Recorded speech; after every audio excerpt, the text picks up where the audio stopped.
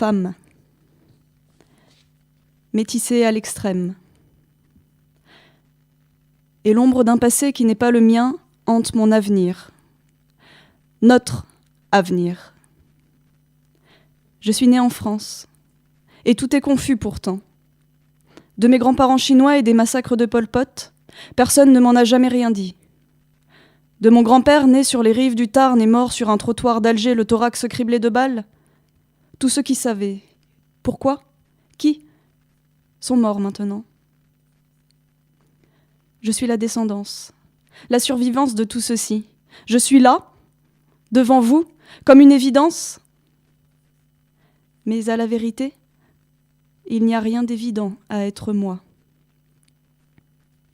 Francisée à force d'acharnement paternel, je ne parle pas la langue de mon père.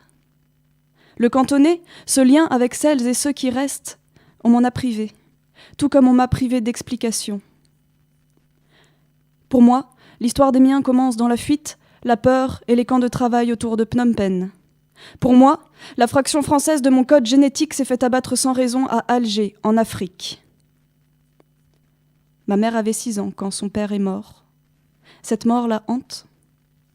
Elle retourne les archives familiales et publiques depuis des décennies pour comprendre. Moi aussi, j'ai choisi l'interrogation, en prenant le risque de n'avoir pour seule réponse que le néant. Voyez-vous, j'avais un brillant avenir à 15 ans. Cours de piano dès 5 ans, judo puis la classe prépa. Tout était tracé pour que je devienne ingénieur. Un vrai modèle d'intégration migratoire. Sans mes yeux bridés, mes cheveux raides et ma peau cuivrée, tout le monde m'aurait rabâché les oreilles avec mes ancêtres les Gaulois. Quoique je suis typée, mais j'aurais pu faire semblant de ne pas l'être. Au moins pour moi-même. C'est ce que font tous les descendants d'immigrés, non ? Ils font semblant de ne pas être ce que tout le monde voit. Se convaincre d'être autre chose que ce que nous sommes, c'est ça, l'enjeu de l'assimilation.